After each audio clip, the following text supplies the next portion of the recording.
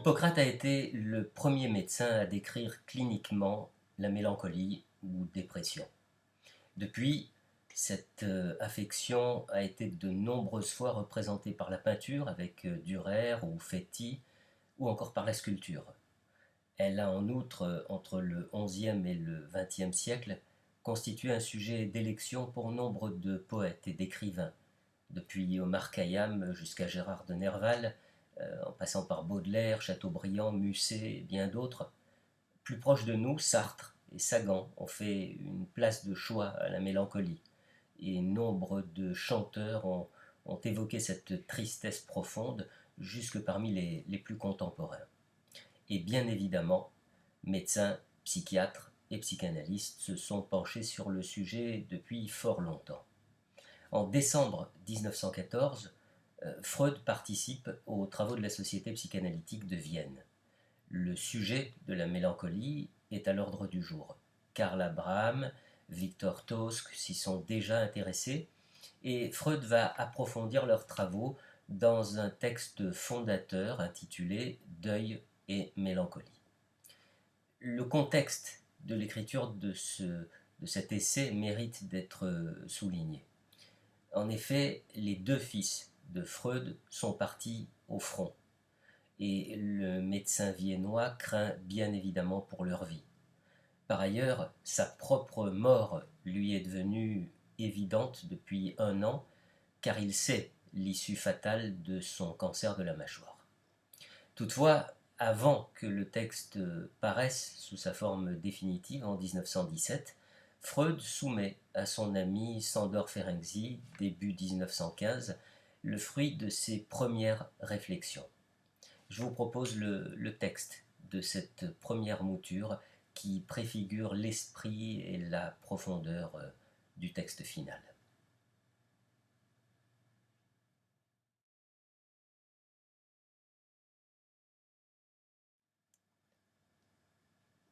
Cher ami, le mécanisme de la mélancolie que je vous présente ici est un début d'exploration des névroses narcissiques que nous devons maintenant aborder. Premier point, la mélancolie a un modèle normal, c'est le deuil, que nous comprenons bien, sauf ce qui est le plus important sur le plan psychopathologique. Le moi doit concéder à l'épreuve de réalité qu'il a perdu son objet libidinal et qu'il doit donc en retirer sa libido. Un processus se met alors en place au cours duquel tous les souvenirs, tous les fantasmes d'anticipation concernant cet objet sont repris un par un et expressément déniés ou dénoués si vous préférez. Mais ceci alors que l'objet perdu a encore une existence psychique et repousse tous les autres objets à l'arrière-plan.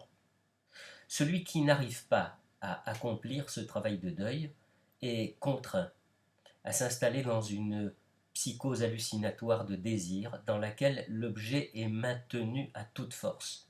Autrement dit, tout se passe comme dans le deuil, sauf que la dénégation, à la fin, est omise. Le propre du deuil, c'est de consumer tout intérêt et toute libido. La mélancolie montre le même trait sous forme d'inhibition. On est conduit à admettre que la mélancolie aussi a perdu quelque chose, mais peut-être qu'elle ne sait pas quoi. Ce qui est incompréhensible dans le deuil au sens métapsychologique, c'est pourquoi le détachement de la libido fait-il si mal. Deuxième point, le tableau de la mélancolie est uniforme et très facile à interpréter. La mélancolie montre un extraordinaire appauvrissement du moi et une perception douloureusement accrue de celui-ci. Le degré de conscience de l'autocritique y est extraordinairement fort et nous brosse un tableau que nous devons admirer tant la justesse y est présente. Le moi est dévalorisé. Il reste très en deçà de l'idéal. Il ne peut rien réaliser.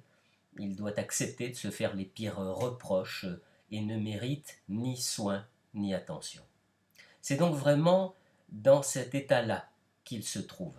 Et il est remarquable que l'auto-observation, la conscience morale, la censure du moi, le moi réel, reste intacte et aiguisée.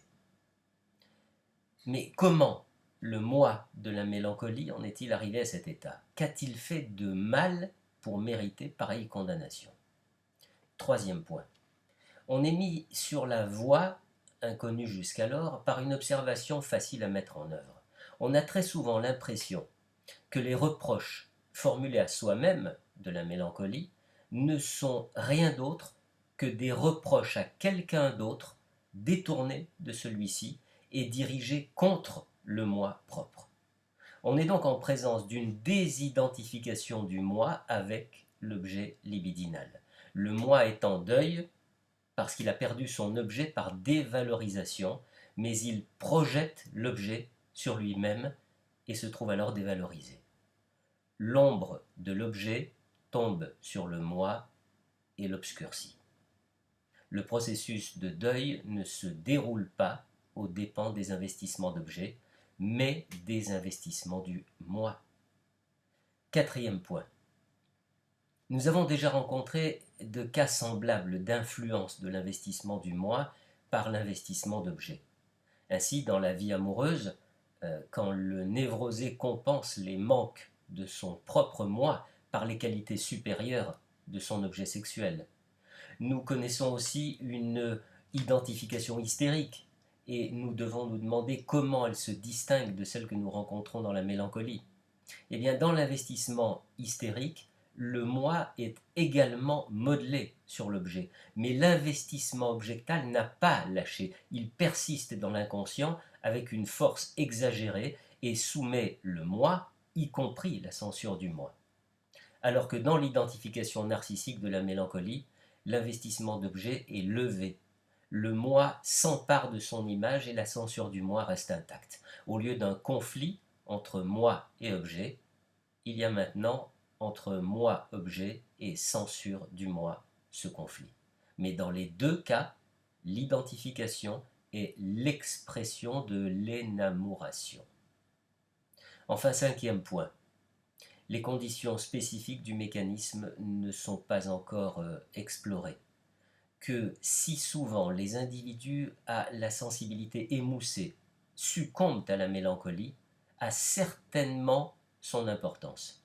La prépondérance du choix d'objets narcissiques, l'incapacité à l'investissement d'objets semblent en être les conditions. La manie n'est pas non plus expliquée par ce mécanisme de la mélancolie. Elle semble avoir pour condition que la censure du moi intact soit levée.